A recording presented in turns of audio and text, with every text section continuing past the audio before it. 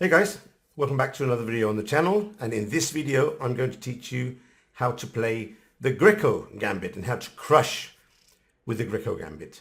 So for that I'm going to take you through a miniature game played in the recent European Rapid and Blitz Championship, which was held in November in Pristina. I think it's the capital of Kosovo, and we'll be featuring during the next few days several games of the Rapid Championship, which were quite nice, quite good games and fun games, miniature games, and I think you'll enjoy them a lot. So let's go straight into the first game of the tournament.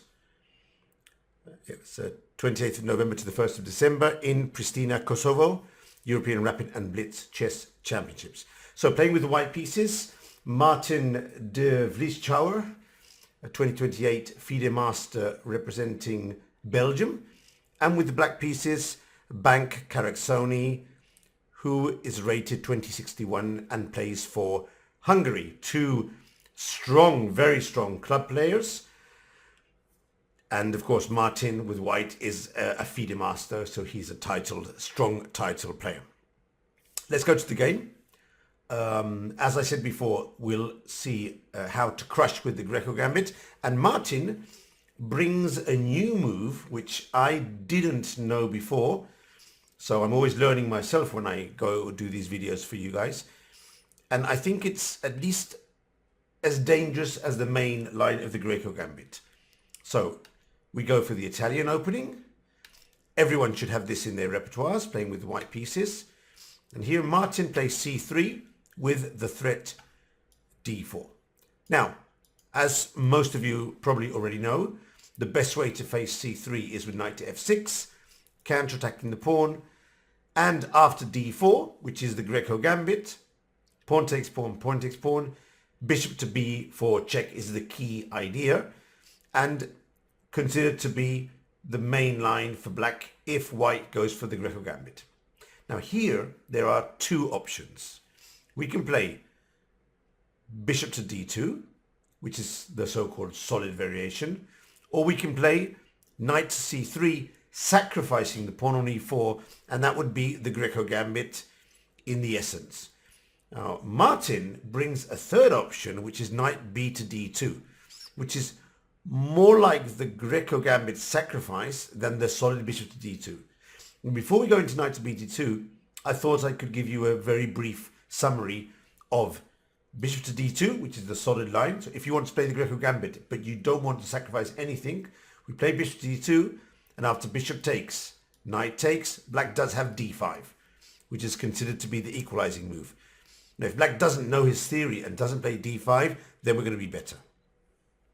Even in this position, some of my students have played this in games, and white can still try and play for the advantage with moves such as rook to c1, maybe rook e1, some knight e5s, some queen to b3s. It's still a game. Some knight e4s as well. It's still a game, but the theory considers this position to be more or less equal. Now, the other line, the tricky line, is to face the check with knight c3. Now, in this case, we sacrifice the pawn on e4, but we castle. And basically the idea is that if he grabs another pawn on c3, now we're going to be doing very well with bishop to a3. His king is stranded in the center, and after bishop takes rook, this will be game over very, very soon. So this is the main line of the Greco Gambit. So, against castle, the best move, theory considers to be bishop takes c3. And here, you stun your opponent with d5. Now, this is a really spectacular line with a lot of traps, a lot of ways to go wrong. Very, very easy to go wrong. In fact, suffice to say that the best move here for black is bishop to f6, which is not at all obvious. And here, after rook e1, he has to play knight to e7. These moves are not obvious at all. And after bishop to g5, white still has a very strong attack. So this is actually a very good line to play with white to surprise your opponent and get a good attack, especially in Rapid and Blitz.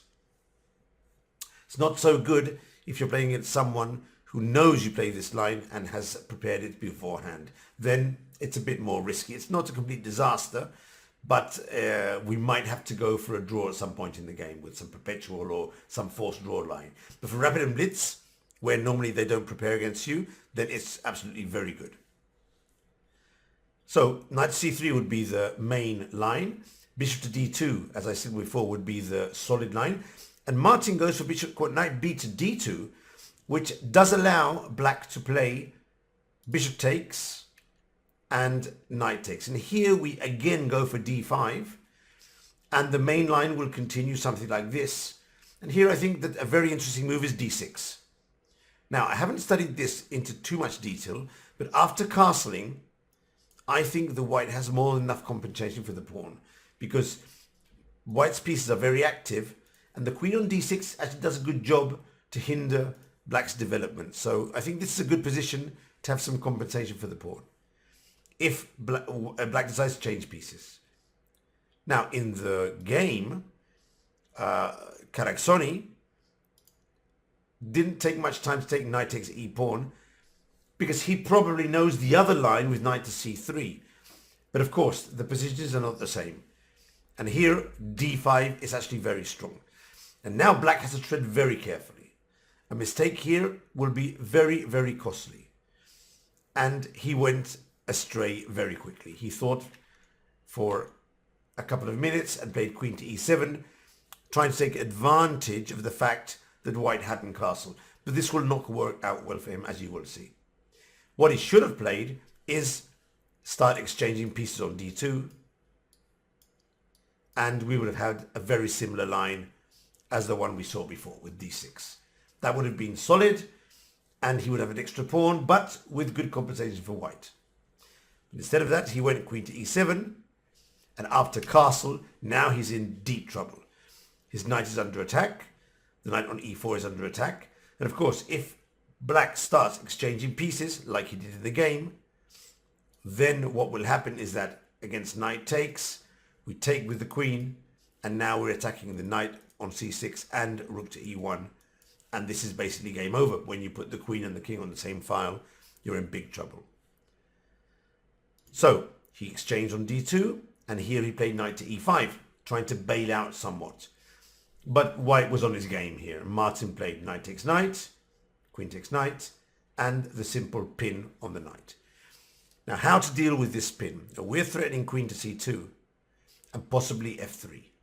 And you're lined up in a very, very bad position here. So, for example, I've considered castling.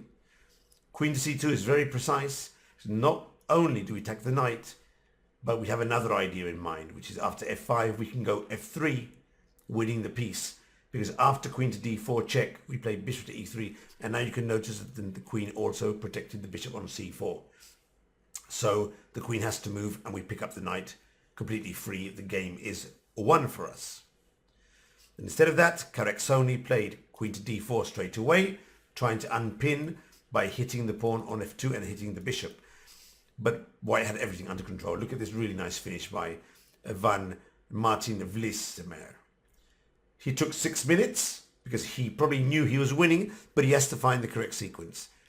Bishop c3, very good move. He sacrifices the pawn on f2, moves the king away. Now the threat is rook takes knight, so f5 is only move, and now lovely. Check on h5, g6, rook takes e4, and Karacsonyi resigned because after pawn takes, queen to e5 will be played, and the rook is dead, and white ends up with an extra piece.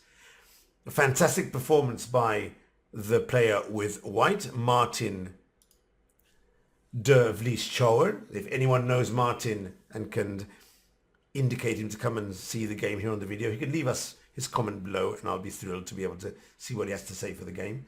And bad luck for Bank Karacsonyi, who will no doubt have learned an important lesson with black in this opening. And it's always good, because the better you get, the less likely you are to make the same sort of mistakes. And for you guys, now you have a bit more repertoire. You can put the Greco Gambit in your repertoire, and maybe you'll get a win, and then you can send over the game and we can see it here on the channel.